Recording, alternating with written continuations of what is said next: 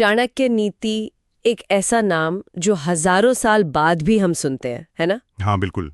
आज हम इसी ज्ञान के खजाने में थोड़ा और गहरे उतरेंगे। हमारे पास एक सार है, चाणक्य नीति, जीवन और नेतृत्व के सूत्र। तो इसके आधार पर बात करेंगे। हमारा मकसद क्या है, यही समझना कि चौथी सदी ईसा पूर्व के ये जो विचारक थे, जिन्हें हम कौटिल्य या विष्णुगुप्त भी कहते हैं, आचार्य चाणक्य, उनकी बातें आज हमारे लिए, मतलब आज के जीवन और लीडरशिप के लिए कितनी काम की हैं। उनकी नीति असल में क्या है? ये सूत्रों का, एफोरिज्म्स का एक कलेक्शन है। जीवन, राजनीति, नैतिकता, इन सब पर बड़ी सीधी और प्रैक्टिकल सलाह। तो चलिए शुरू करते हैं। बिल्कुल। देखिए, चाणक्य की मेरे ख्याल से सबसे पहली और शायद सबसे जरूरी सीख है बुद्धि की ताकत। वो साफ कहते थे कि ज्ञान, समझदारी ये शारीरिक बल से कहीं ज्यादा शक्तिशाली है। अच्छा। पर ये सिर्फ किताबी ज्ञान नहीं है।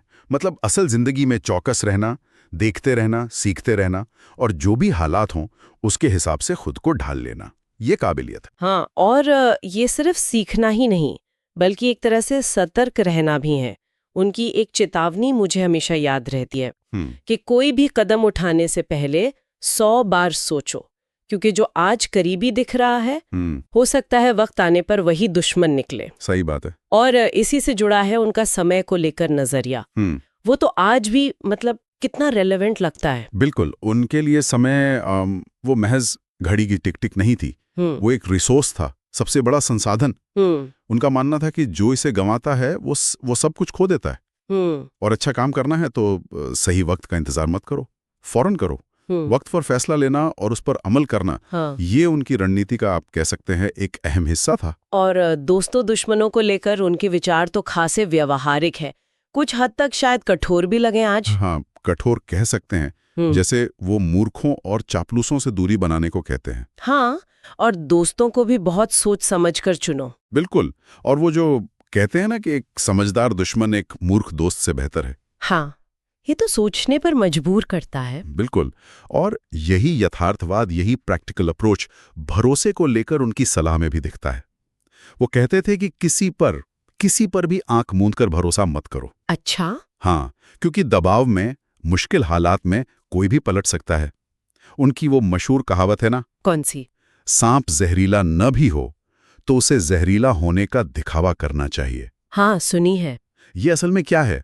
ये आत्मरक्षा है, अपनी स्थिति मजबूत बनाए रखने की एक तरह की रणनीति। ताकत दिखाना, चाहे वो असली हो या ना हो। हम रिश्तों की बात चल ही रही है तो नारी नीति पर उनके जो विचार हैं वो आज के समय में थोड़े से जटिल लगते हैं ना। हाँ, ये बात सही है।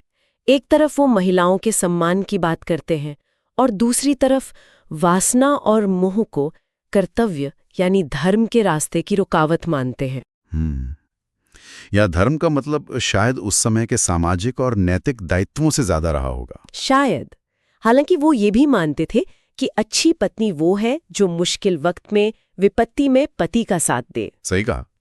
उनके विचारों को उनके समय के कॉन्टेक्स्ट में देखना जरूरी है। हाँ, ये तो है। अब अगर धन संपत्ति की बात करें, हाँ, पैसे की, तो चाणक्य इसे जीवन चलाने के लिए और सम्मान के लिए जरूरी मानते थे। पर इस बात पर बहुत जोर था उनका कि पैसा सही तरीके से कमाया जाए, नैतिक रूप से। अच्छा, मतलब एथिकली। बिल्कुल। उनका मानना था कि बिना मूल्यों के, बिना एथिक्स के अगर बेहिसाब धन जमा कर लिया तो वो आखिर में पतन ही लाता है। बचत, निवेश और दान, इन तीनों का बैलेंस जरूरी है। मतलब पैसा एक टूल है, अपने आप में मंजिल नहीं। सही। चरित्र और ज्ञान वो ज्यादा टिकने वाली चीजें हैं। बिल्कुल। और शायद इसीलिए वो आत्मनियंत्रण और अनुशासन पर इतना जोर देते थे। इसे वो एक महान व्यक्ति की पहचान मानते थे। निश्चित रूप से। और यही अनुशासन, यही सेल्फ कंट्रोल लीडरशिप के लिए भी बुनियाद है। चाणक्य के हिसाब से एक शासक या नेता, उसे सिर्फ बुद्धिमान नहीं होना चाहिए, बल्कि चालाक भी हो, रणनीतिकार हो और दृढ़ हो। उसे पता हो कि कब नरमी दिखानी है, कब सख्ती, जासूसी, कूटनीति, गठबंधन बनाना और जरूरत पड़े तो युद्ध। ये सब शासन चलाने और राज्य की सुरक्षा के लिए जरूरी औजार हैं। अच्छा। उनका लक्ष्य क्या था?